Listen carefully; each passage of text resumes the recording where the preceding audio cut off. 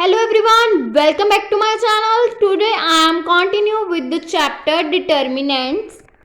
In this video we shall discuss applications of determinant and the matrices for solving the system of the linear equations in 2 or 3 variables and for checking the consistency of the system of the linear equations.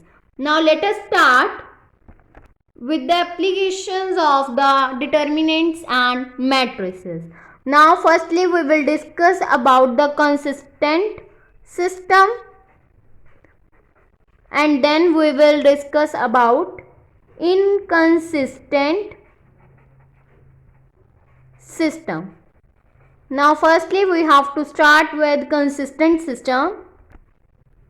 A system of equations is said to be consistent if its solution exists. That means its solution, one or more than one solutions will exist. Then the system is known as the consistent system. Now we will discuss about inconsistent system. A system of the equation is said to be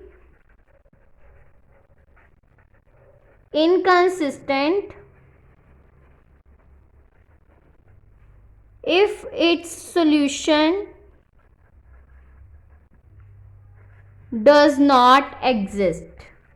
If the solution doesn't exist, then the system is said to be the inconsistent. Now we will discuss the working rule for solving the linear equations. If we have given the two equations in the form of a1x plus b1y will be equals to c1 and a2x plus b2y will be equals to c2, then we will solve these equations by using the first step. Firstly, we will write the equation in the form of ax will be equals to b, where a will be equals to a1, a2, b1, b2 and x will be equals to x and y and b will be equals to c1, c2. Now in the second step we have to evaluate a determinant. For evaluate a determinant we have two cases, case 1 and case 2. In case 1, if a determinant is not equals to 0, that means a inverse exists. If it exists, then we will take the form ax will be equals to b, and now we will multiply both sides by a inverse, then it will become a inverse x a inverse ax will be equals to a inverse b. That means we know that I will be equals to a inverse. That means identity matrix will be equals to a into a inverse. Now we will put here I, that means I x will be equals to a inverse b, then and identity matrix I will be equals to 1, that means we get x will be equals to a inverse b. Now from equality of matrices we get the values of x and y. And in the second case, if a determinant is 0, then there are two subcases, subcase 1 and subcase 2. If a determinant is 0, then in the first subcases a1 upon a2 is equals to b1 upon b2, which is not equals to c1 upon c2. In this case, the given equation do not have any solution. And in the second subcase, if we have the condition a1 upon a2 will be equals to b1 upon b2 will be equals to c1 upon c2, then the equation have infinite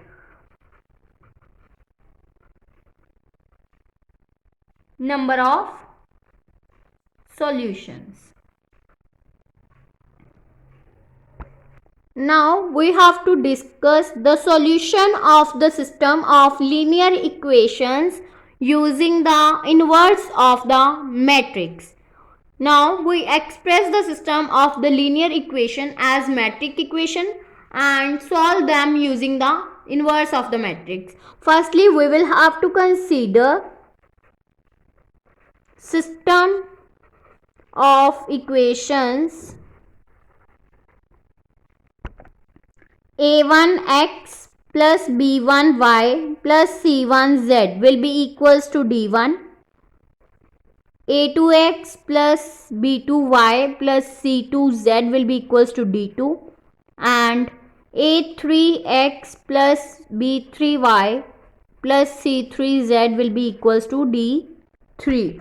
Then the system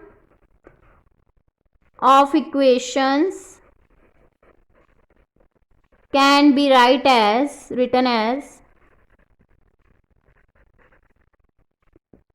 a1 a2 a3 b1 b2 b3 c1 c2 c3 into x y z will be equals to d1 d2 d3, or it may be written as ax will be equals to b, where a will be equals to a1 a2 a3 b1 b2 b3 and c1 c2 c3.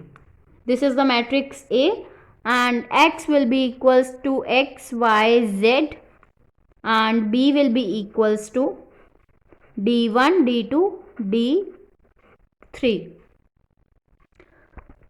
Now there are two subcases.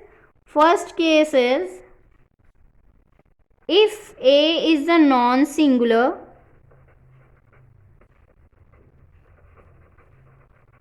matrix, then